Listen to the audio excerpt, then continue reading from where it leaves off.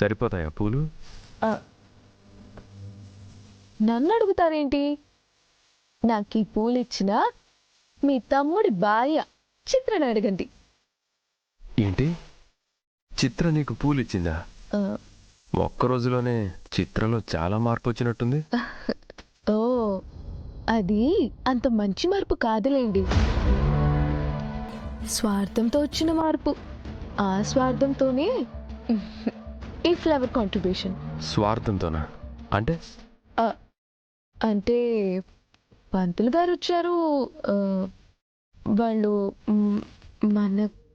మనకేదో అన్నారు, వాళ్ళకేదో అన్నారు. నాకు నిద్ర వస్తుంది.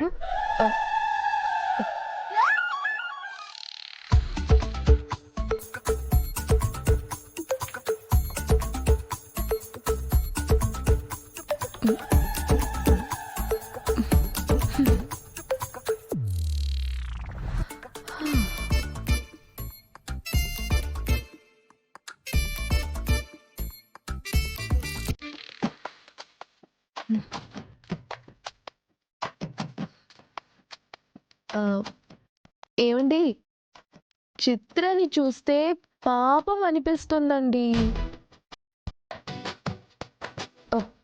పాపం, వాళ్ళకొచ్చిన కష్టం మాత్రం ఎవ్వరికీ రాకూడదు. నాకు నిద్ర వస్తుంది. పడుకోండి, మేము పడుకుంటాం.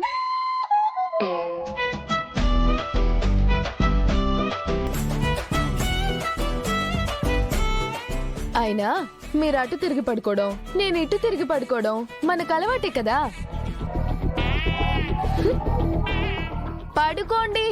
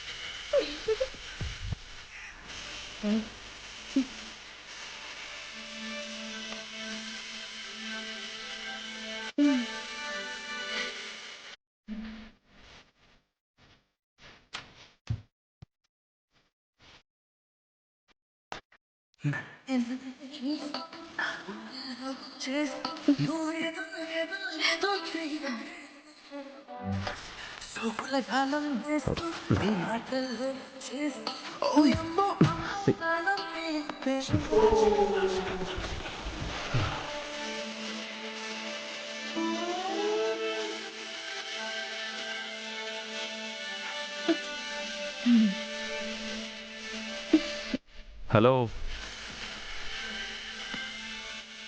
ఏంటండి, ఏదైనా ఫోన్ మాట్లాడుతున్నారా? హలో హలో అంటున్నారు.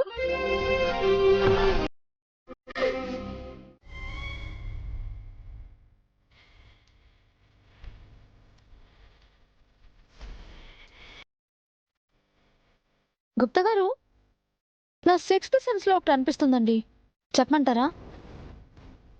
ఈ మధ్య మీ శక్తులు మీతో పాటు ఓల్డ్ అవుతున్నాయి అనిపిస్తుంది. ఎందుకంటే నిన్న మీకు ఇంట్లో ఏదో ప్రమాదం ముంచుకొస్తుంది, ప్రళయం సంభవిస్తుందని హడావిడిగా కిందకొచ్చారు. నన్ను బాగా కంగారు పెట్టేశారు. మను వచ్చేసి నా ఫోటో ముందున్న పువ్వులు తీసి నన్ను శాశ్వతంగా పైకి పంపించాలని చూసింది. కానీ ఏమైంది? ఆయన భాగ్య వచ్చేశారు, కాపాడేశారు. దానికి ఎందుకు అంత కంగారు పడ్డారు మీరు? ఇంకో విషయం, పిల్లలు స్కూల్కి వెళ్ళేటప్పుడు అయితే ఆయన భాగ్య కారు ఎక్కేటప్పుడు మీరు నన్నెంత కంగారు పెట్టారో తెలుసా? ఎంచక్క ఇద్దరు స్కూల్కి వెళ్ళి పిల్లల్ని స్కూల్లో డ్రాప్ చేసి వచ్చేసారు. అంతే, ఇంకేం జరగలేదు. ఇంకేమీనో జరగలేదా బాలిక? జరగలేదు. తెలిసినది చెప్పుచున్నావా, తెలుసుకుని చెప్పుచున్నావా? అనుకున్నా చెప్తున్నాను. ఎందుకు నవ్వుతున్నారు గుప్తా గారు? హలో గుప్తా గారు, ఎందుకు నవ్వారు చెప్పండి, ఏమైంది?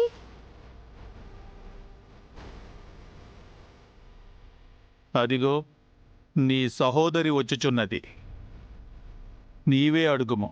అక్క,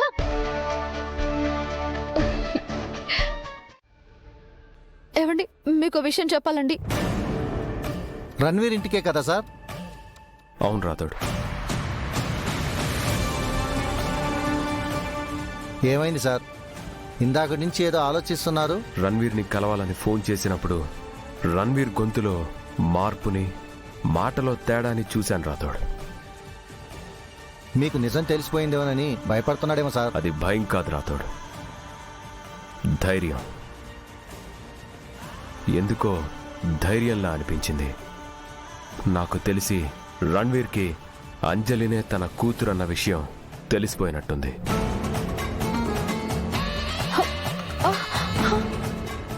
మరి ఎలా సార్? తెలీదు. ఇప్పుడు వెళ్తున్నాం కదా, తెలుస్తుంది.